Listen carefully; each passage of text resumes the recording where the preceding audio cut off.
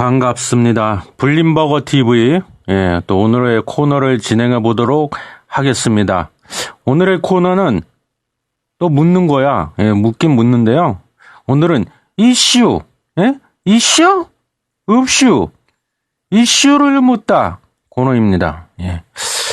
그 RCEF라고 그러죠. 이름을 또 왜 이렇게 지었나 몰라. 발음하기도 힘들어. 그래서 그 RCEF를 타결했다요. 타결했다고 또 하죠. 우리나라가. 문재인 대통령이 서명을 했다고 그래서 지금 각종 신문이나 뉴스에서 떠들썩하네요. 보니까는 26조 달러 규모의 새로운 시장, 신세계, 뉴 월드가 열리고 있다. 이렇게 하고 있는데, 일단 호들갑을 떠는데, 그 내용은 일단, 보겠습니다.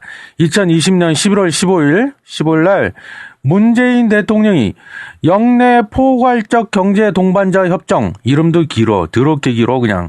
이거를 줄여갖고요, RCEF 이렇게 부르는데 여기다 서명을 했다는 거 아닙니까?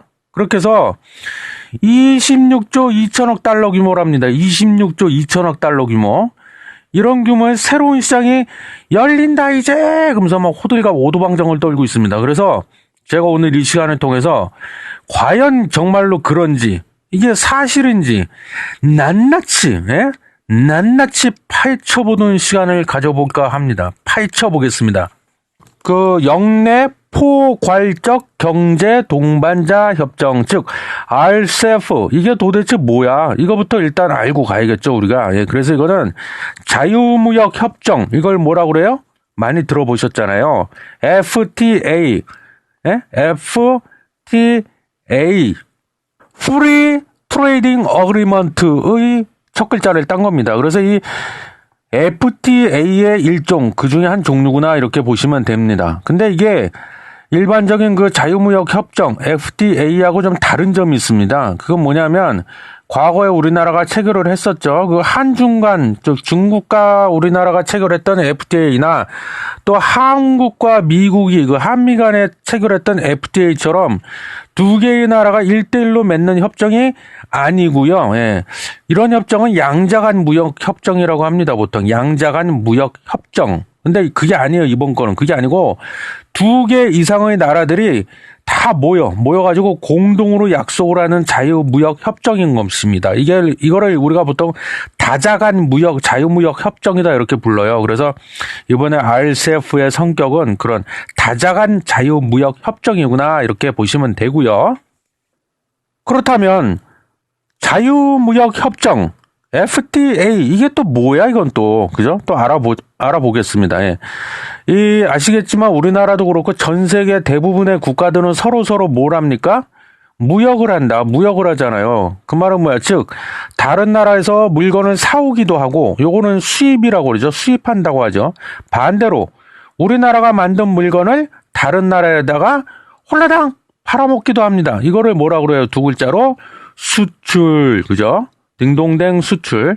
근데 이 다른 나라에서 만든 물건을 사올 때는요, 즉 수입을 할 때는 그 물건에다가 관세, 들어보셨죠? 관세. 즉 세금을 때려버린다 이겁니다. 그렇게 되면 당연히 국내에서 이 수입해온 물건이 팔릴 때 물건의 가격이 오를까요, 내릴까요? 당연히 오르죠. 세금이 거기 얹어졌으니까. 그래서 즉 비싸지는 겁니다. 그래서 확률적으로 이 국내에서 만들어 갖고 국내에서 팔고 있는 똑같은 그런 종류의 제품과 비교를 해봤을 때 수입한 물건, 그것의 가격이 더 비싸진다고 했잖아요. 비싸니까는 잘 팔리겠어요? 안 팔리겠어요? 잘 안 팔린다. 이게 바로 관세가 주는 영향력이다 이겁니다. 자, 그런데 우리가 여기서 또 궁금한 게 하나 있습니다. 뭐냐? 도대체 왜 대부분의 국가들은 이런 관세를 왜 매기는 걸까요? 수입품에다가. 이유가 있을 거 아닙니까? 일단은요, 자기네 나라의 산업을 보호하려는 의도가 있습니다. 무슨 얘기냐? 앞에서 제가 예를 들었듯이요. 만약에 수입한 제품이 뭐 사과든 자동차든 뭐든 제품의 질이나 가격이라는 측면에서 봤을 때 국내에서 만든 물건보다 그게 더 뛰어나. 그러니까 값도 싸고 질도 더 좋아. 그러면 사람들이, 우리나라 국민들이 어떻게 하겠습니까? 아, 나는 애국자이기 때문에 그래도 나는 절대 never 하늘이 두 쪽이 나도 수입산은 안 사 먹을 거야. 이러겠습니까? 수입산 제품만 사려고 하겠죠. 그렇게 되면 국내산 제품 만드는 회사의 실적이 어떻게 되겠어요? 꼬꾸라지겠죠. 안 팔려 이런 된장 자동차를 죽어라 하고 만들어봐야 안 팔려. 그러면 어떻게 돼요? 안 팔리니까 직원을 어떻게 해요? 짤로 그냥 일단 대량 해고가 되겠죠. 그러면 결국 그 회사는 어떻게 돼요?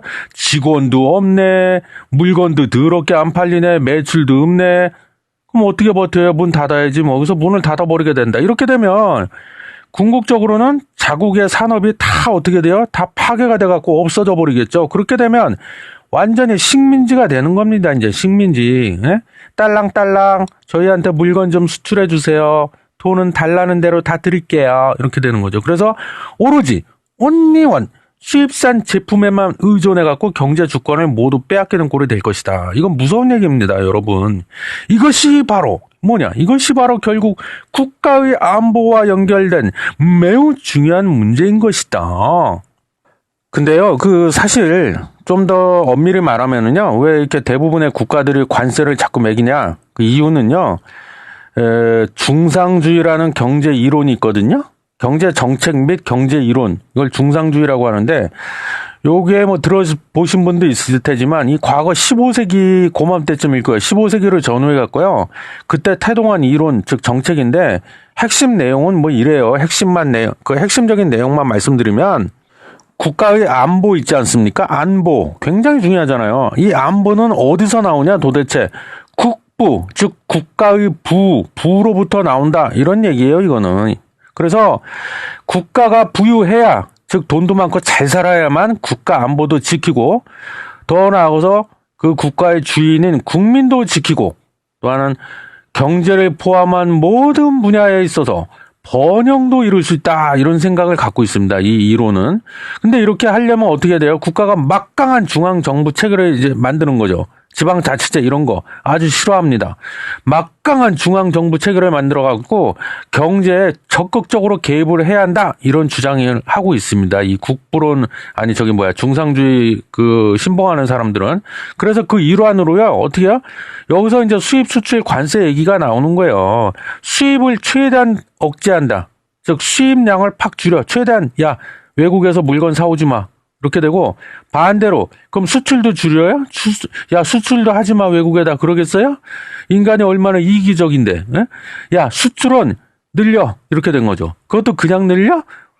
이빠이 늘려. 그래갖고 다른 나라로부터 그 부를 뺏어오는 거예요. 사실 이게 약탈적인 거죠. 약탈. 좋은 거 아니에요. 부를 뺏어다가 막대한 부를 쌓을 수 있다고 보는 그런 시각을 갖고 있습니다. 그래서 여기서 핵심은 수입을 억제하려면 그러면 어떻게 수입을 억제할 거냐. 무턱대고 수입하지 마 이럴 수는 없잖아요. 그래서 가장 쉬운 수단 중에 하나가 바로 수입한 물건에 대해서 거기다 그냥 이빠이, 전문용어로 이빠이 그냥 왕창 뭐를 때려버린다? 관세, 즉 세금을 때려버리는 겁니다. 그냥. 이게 바로 중상주의의 핵심인 것입니다. 그래서 그 관세 개념도 그래서 나온 거예요, 이게. 근데요, 이게 아까 15세기 전후에서 그 태동을 했다고 그랬잖아요. 근데 이게 이제 인류가 이런 식으로 약 300년, 400년 이상을 이렇게 해보다 보니까 뭔가 자꾸 회의감이 드는 거예요. 자괴감이 들고. 그래도 또 그 꼴랑 양심은 좀 있나 봐요, 인간이. 양심이란 게 있어갖고, 이런 식으로 이 교육, 즉, 물건을 사고팔고 서로 무역을 해보니까 이게 문제가 있네? 그걸 깨달은 거예요. 무슨 문제? 자. 잘 사는 나라, 부유한 나라는요, 점점 더 잘 살아. 그리고 더럽게 못 사는 나라, 저기 거지 국가들 많잖아요. 제가 특정하진 않겠습니다. 돌 맞을 수 있기 때문에. 저 더럽게 못 사는 나라들은 어떻게 해요? 점점 더 더럽게 못 살아. 한마디로 이걸 뭐라고 그래요? 부익부 빈익빈. 개인한테만 부익부 빈익빈이 있는 게 아니라는 거예요. 국가도 부익부 빈익빈 현상이 벌어지면서 양극화 현상이 굉장히 심해지더라. 이걸 느끼고 그래도 우리가 양심이 있는 인간인데 이러면 안 되지 않겠니? 하면서 조금씩 생각을 바꾸기 시작했다는 거예요. 그래서 그 처음 나왔던 협정이 있는데요. 좀 기억하시는 분들도 꽤 있을 겁니다. 그 관세 및 무역에 관한 일반 협정. 이거를 우리가 이제 줄여갖고 그때 GATT, GATT라고 불렀던 걸로 제가 기억을 하는데 이런 협정이 나와서 협정은 별거 아니고요. 그냥 개인 간의 약속처럼 국가끼리 그냥 서로 야 우리 이렇게 하자. 딴소리 하면 안 돼. 이러면서 이제 약속하는 거예요. 그 협정이다 이렇게 생각하시면 되고 근데 물론 구속력은 좀 약합니다. 협정이란 거는 뭐 언제라도 일방적으로 한쪽에서 나 없던 걸로 할게 그냥 그러고 안 지켜도 그만인데 하여튼 그래요. 그래서 근데 이 관세 및 무역에 관한 일반 협정의 그 핵심 내용을 보면은요. 국가끼리 서로 무역을 할 때 어떻게 하자는 게 핵심이다. 관세를 우리 서로 관세를 좀 아프지 않게 좀 살살 매기자. 그렇게 약속을 한 게 관세 및 무역에 관한 일반 협정이에요. 그러다가 이게 이제 또 시간이 조금 지나면서 이제 신자유주의 물결이 막 밀물처럼 막 밀려들기 시작했잖아요. 그래서 신자유주의 물결이 도래하면서 뭐가 또 등장했어요? 세계무역기구 WTO. 요즘에는 좀 힘이 많이 없어졌는데 예전만 못한데 하여튼 세계무역기구도 이때 막 등장하고 그런 식으로 이제 뭔가 변화의 바람이 불기 시작을 했습니다. 그래서 거기에다 아예 그냥 쐐기 정점을 박아버린 게 뭐냐면 제가 바로 앞서서 얘기했던 거 자유무역 협정 즉 FTA라 그것이다. FTA라는 놈이다. 즉 관세를 아예 철폐 없애버려.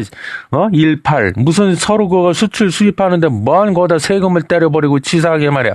야 다 없애 관세 수입품에다가 관세 때리지 마 이제. 그래서 관세를 아예 다 철폐를 시켜버림으로써 즉 다시 말해가서 관세를 없애거나 아예 야 그래도 지금 당장 없애긴 좀 그렇지 않냐 해오던 게 있는데 그래갖고 알았어 그러면은 관세를 조금만 서로 물리자 이렇게 대폭 낮추거나 뭐 이런 그래서 한 나라가 다른 나라의 부를 약탈하지 못하게 하겠다 이게 이제 신자유주의의 그 일환 중에 하나입니다. 그래서 이런 것들을 통해서 이제 물건이 어떻게 돼요? 그러면 자유롭게 국경을 넘나들고 더 나아가서 자본 또한 국경을 자유롭게 막 넘나들어. 이 방 갔다 저 방 갔다 막 자기네 집구석처럼 넘나들게 막 그렇게 만들어가지고 모두가 잘 사는 모두가 해피한 국가를 지향하자. 이게 바로 자유무역의 핵심 정신이다.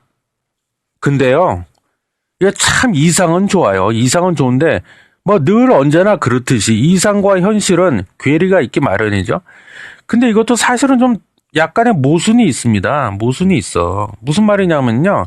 만약에 진짜 앞서 말한 대로 전 세계가 그 교육 서로 무역을 하는 데 있어서 서로가 막 상대로부터 부를 약탈하지 않고 정직하게 노동이라든가 이런 걸 통해서 뭐 땀 흘린 만큼 부를 서로가 공평하게 골고루 나눠 가지려면은요. 이론상으로는 전 세계 총 몇 개 국가가 있죠? 또 갑자기 생각이 안 나네. 전 세계 모든 국가들이요. 단 한 나라도 빠지지 말고 여기에 다 참여를 해가지고 하나의 어마무시한 거대한 경제 동맹체를 만들어갖고 FTA 자유무역 협정을 적용시키지 않는 한은 힘들다 이게 현실적으로 그렇게 해야 진짜 앞서 말한 대로 그렇게가 된다. 근데 이게 현실적으로 그 두 나라 사이에도 예를 들면 미국하고 중국 사이에도 이해 관계가 다르기 때문에 저렇게 지릴들을 하고 있는데 이게 어떻게 전 세계 나라가 다 그 경제 동맹체를 이룹니까? 이게 말도 안 되는 소리야, 그죠? 그리고 또 하나의 모순은요. 예를 들어서 A라는 나라의 입장에서 이 B라는 나라가 있어. 그래서 이제 거기서로부터 물건을 들여와, 즉 수입을 해. 그때 그 자유무역 협정처럼 관세율을 대폭 그냥 이빠이 낮춰버려. 아니면 관세를 아예 그냥 철폐, 없애버려. 그러면은요, 이게 또 무슨 일이 벌어지냐? 이 가격이라든가 품질, 그죠? 그 제품의 가격, 품질이 있을 거 아닙니까? 그 양쪽에서 아직 그 자국의 사업이, 그러니까 우리나라의 산업이 이 경쟁력에서 밀려 외국산 제품에 비교했을 때, 그러면 어떻게 돼요? 우리나라의 관련 산업이 다 쑥대밭이 되는 겁니다. 그냥 쑥대밭 그냥 작살이 나갖고 곡소리가 난다. 예. 그래서 그 과거의 관세 및 무역에 관한 일반 협정, 다시 말하지만 가트가 처음 등장했을 때 무슨 일이 벌어졌습니까? 우리나라에서도요. 예?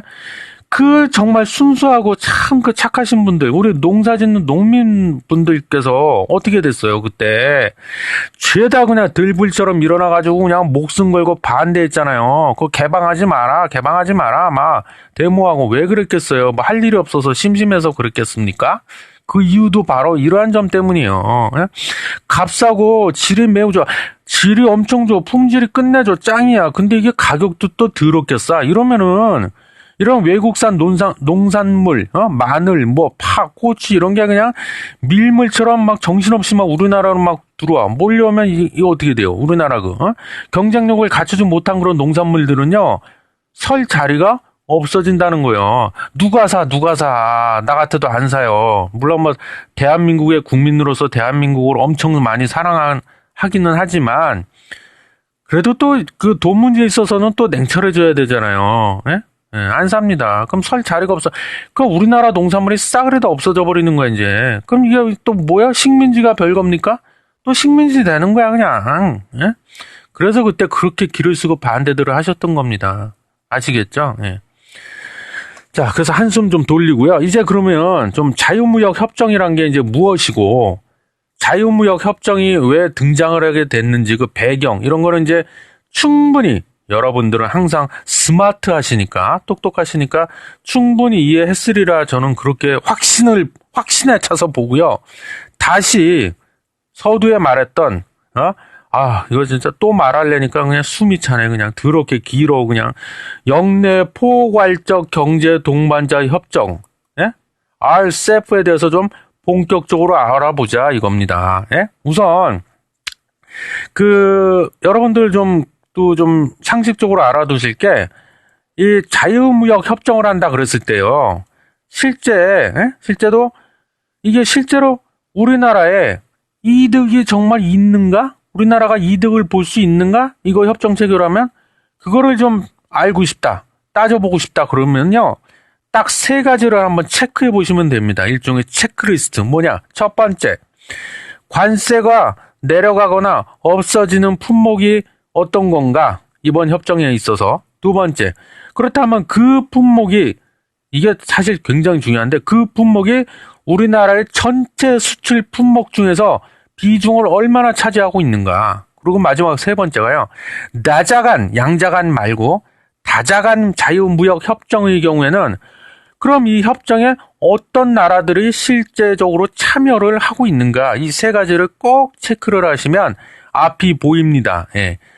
앞이 보인다는 건 뭐야? 와, 우리나라한테 실제로 이득이 많네, 이 협정이. 반대로. 개뿔 뭐 아무것도 득볼 게 없네. 뭐 이렇게 된다는 거죠, 이제. 예? 그래서 지금부터 또 제가 앞서 말씀드렸던 그 3가지에 대해서 좀 꼼꼼히 살펴보겠습니다. 구체적으로 좀 예를 들어가면서. 자, 첫 번째 뭘 체크하라고 그랬어요? 관세가 내려가거나 관세 철폐, 즉 아예 없어지는 그런 품목이 무엇인가 하는 그런 부분입니다. 그래서 일단 그러려면 우리나라가 뭘 주로 많이 수출하는지 품목을 알아야 되잖아요. 그래서 그 품목에는 뭐가 있냐면요. 뭐 반도체, 석유화학, 그 다음에 석유 제품, 뭐 자동차, 기계 이런 게 많잖아요. 그런 걸 많이 수출하는데 그 10대 품목이 있습니다. 나중에 한번 네이버에서 찾아보세요. 우리나라가 그 수출을 많이 하는 수출 비중이 큰 그런 10가지 품목이 있습니다. 그 중에 몇 가지만 일단 말씀드려본 거고. 그러면은 이번에 또 말해야 되네. 힘들어. 영내 포괄적 경제 동반자 협정, RCEP.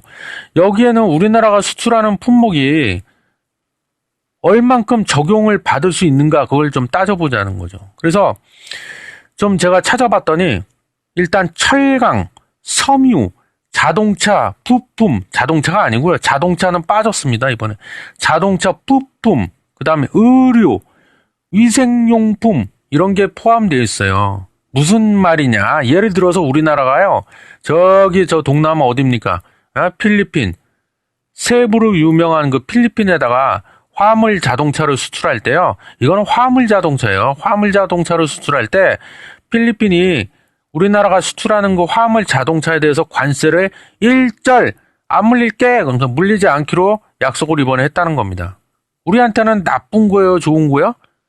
나쁜 건 아니죠. 왜? 그만큼 우리나라 화물 자동차 가격이 옛날보다는 많이 싸졌잖아요. 필리핀 사람들 입장에서 봤을 때는요. 예. 그리고 하나만 더 예를 들면 이번에는 저기 어디입니까? 여러분 그 인도가 지금 몇 시계예요? 인도의 지금 시간은 정답은 넷입니다. 넷이. 왜? 인도네시아. 썰렁하다고요? 죄송합니다. 만약에 이런 식으로 이제 인도네시아에다가 또 합성 수지를 수출할 수도 있잖아요. 수출을 지금 현재도 하고 있는데 수출할 때 이제는 앞으로는 관세를 또 우리가 물지 않아도 된다. 이겁니다. 다음으로 두 번째, 그 품목이 전체 수출 품목 중 비중을 얼마나 차지하는가 부분입니다. 근데 저는 개인적으로 이 부분이 매우 매우 아쉽습니다. 왜 그러냐면요. 아까 잠깐 언급을 했죠, 제가. 우리나라의 최대 수출품들 중에서요, 그 품목별로 보면 반도체, 석유 제품, 그죠? 석유 제품. 예를 들면 뭐 휘발유, 뭐 경유 이런 석유 제품, 그리고 석유 화학 제품, 뭐 에틸렌 이런 거, 파라자일렌. 그 파라자일렌은 이제 페트병 만드는 원료예요. 그래서 그 파라자일렌, 그다음에 기계류 이런 게 사실 좀 압도적으로 비중이 많거든요. 우리나라 그 최대 수출품들 중에서. 근데 정작 이러한 품목들은 죄다 빠져버렸다는 거예요. 어떻게 보면 상대국 그 수입하는 나라 입장에서는 뭐 이해는 되죠. 예, 웬만하면 이런 데다가는 관세 혜택 안 주려고 하겠죠. 그래서 이 부분을 보다 보니까 제가 또 연상이 됩니다. 과거에 또 아픈 기억이 떠오르는군요. 그게 뭐냐면 몇 년 전에 2015년도인가요? 2014년도인가? 아마 그맘때쯤이었죠. 박근혜 정권 때. 우리나라가 중국하고 이때는 다자간은 아니죠. 양자간. 한중 간의 FTA를 체결했었잖아요. 그때가 떠오릅니다. 저는 그때도 그냥 언론에서 뉴스에서 그냥 미디어에서 오두방정을 그냥 호들갑을 떨었었어요. 뭐 앞으로 새로운 시장이 열린다. 우리한테 개뿔 열리기는 뭐가 열려. 예? 그래서 그때도요. 정작 제일 중요한 앞서 말씀드린 그런 반도체, 그다음 파라자일렌 이런 석유 화학 제품, 그다음에 디스플레이, 기계, 냉연, 강판. 참고로요, 냉연 강판이 뭐냐면요, 그 여러분들 집에 있는 그 냉장고라든가 드럼 세탁기 거기 보면 거기를 한번 똑똑하고 노크를 해보세요. 소리가 무슨 소리가 나나? 철의 소리가 납니다. 그래서 그게 이 냉연 강판으로 다 만들어져 있거든요. 그런 품목들은 또 다 빠지고. 제트유, 그 비행기 그 항공유라고도 부르는데 비행기가 가려면 기름이 있어야 가잖아요. 그 제트유, 항공유, 그 다음에 L형광, L자 형광, 그 다음에 스테인레스, 냉연이 아니라 열연 강판, 그 다음에 항공기 부품, 맨 이런 쓰잘데기 없는 것들만 잔뜩 그냥 집어넣어가지고. 제가 또 쓰잘데기 없다고 그래갖고 좀 그렇죠. 하여튼 뭐, 별로 그닥 우리한테 실제 큰 이득이 없는 이런 품목들만 관세 혜택을 받게 됐었어요, 그때. 예? 그러니까 어떻게 보면 중국이 참 약은 거죠. 다음 세 번째로, 다자간 자유무역 협정의 경우, 아까 뭐라 그랬어요? 어떤 나라들이 이 협정에 참여를 하는가, 그걸 봐야 돼, 또. 그래서 이번에 또 읽어야 되네. 영내 포괄적 경제 동반자 협정, 즉 RCEF 이 경우를 제가 보니까는요. 여기 어떤 나라들이 참여를 하냐면 일단 첫 번째로 아세안 10개국 참여를 합니다. 그리고 우리나라 띵국, 일본, 일본, 그다음에 호주, 뉴질랜드 뭐 이런 나라들이 참여를 해요. 그리고 이런 나라들이 서로 이게 참여해서 서로 무역을 하는데 전체 무역 규모가요, 약 5,400조 원 정도 된다고 하네. 5,400조 원. 생각보다는 별로 안 커요. 그래서 제가 아까 실망했다고 한 건데, 그래서 이 부분을 보고 저는 또 한 번 실망을 했습니다. 물론 중국은 약간 예외일 수는 있죠. 왜? 우리나라의 최대 수출 상대국이니까. 참고로 또 말씀드리면 우리나라가 최대로 많이 수출하는 수출 상대국이 세 나라가 있습니다. 거기 중에서 제일 많은 나라 1등 어디냐? 띵국, 중국이고요. 2등이 미국입니다. 미국으로도 수출 많이 해요, 우리가. 그다음에 3등이 유럽, EU, 유럽연합입니다. 예. 그래서 물론 중국은 좀 예외이긴 하지만 이번에 중국은 참여를 하니까. 근데 중국은 이것도 큰 의미가 없다는 게 앞서 말씀드렸지만 2015년도인가 그 박근혜 정권 때 이미 한중 간 FTA 이미 체결했었어요. 이미 체결했는데 뭘. 그래서 좀 또 쓸데없다고 제가 표현해서 좀 그런데 맨 쓸데없는 그다지. 예? 우리 입장에서, 우리나라의 입장에서 별로 그닥 중요하지도 않은 나라들이 이렇게 잔뜩 참여를 했어. 예. 특히 그 중에서도 일본 있잖아요. 모시모시 일본 데스네 이런 거. 일본. 이 일본의 경우는요. 이것도 좀 제가 좀 표현을 좀 약간 과격하게 하겠습니다. 소재, 부품, 장비 이런 거 있죠. 예를 들면 반도체 만드는 거는 장비들 이런 거.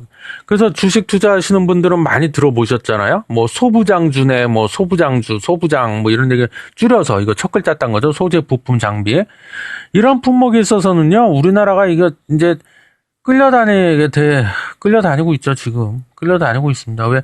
거의 대부분이 다 수입에 의존하고 있어요. 물론 이제 예전에 비하면 우리나라에서도 어느 정도까지는 좀 만들 수 있습니다. 소재 부품 장비를. 그래서 일본과 놓고 봤을 때 경쟁력을 예전보다는 좀 많이 끌어올리긴 했는데, 그래도 아직도 여전히 대부분의 그 소부장 관련 그런 품목들은 일본으로부터 많이 수입을 해서 의존을 하고 있습니다, 지금. 그래서 가뜩이나 이런 상황인데, 이제 관세까지 내려가거나 관세까지 아예 안 물려 우리가 아예 없어져 버리면 우리나라의 소부장 관련 기업들은 경쟁력을 기껏 쇠가 빠지게 잠도 설쳐가면서 밤새 갖고 그냥 기술 개발해 갖고 그나마 좀 쫓아갔는데, 그게 좀 물거품이라고 해야 되나? 뭐 그럴 확률이 또 높아져 버리는, 이게 바로 안타깝다는 겁니다, 저는. 이제 거의 제가 좀 마무리해야 될 때가 돼서요. 참고로요, 아까 5,300조라고 그랬나요? 제가 5,400조 규모라고 했는데 2019년 작년이죠.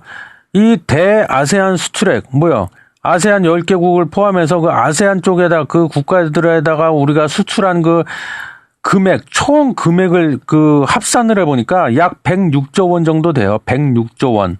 106조 원. 그래서 이게 그럼 우리나라가 아세안 거기다가 하면 수출하겠습니까? 아까도 말했지만 중국, 미국, 유럽연합 다 수출하는데. 그래서 우리나라가 1년 동안 수출하는 전체 수출액의 총 합산 중에서 따져봤을 때 비중이 어느 정도냐? 꼴랑 17% 비중밖에 안 돼요. 그러니까 굉장히 작은 시장이요. 아까는 엄청난 시장이 열린다 이렇게 호들갑을 떠는데, 그건 제가 보기에는 굉장히 뻥튀기 하고 있다, 지금. 그래서 저는 또 실망스럽다는 겁니다. 정말 실망스럽구만, 정말. 그죠? 그래서 이제 진짜로 마지막으로 정리하겠습니다. 예.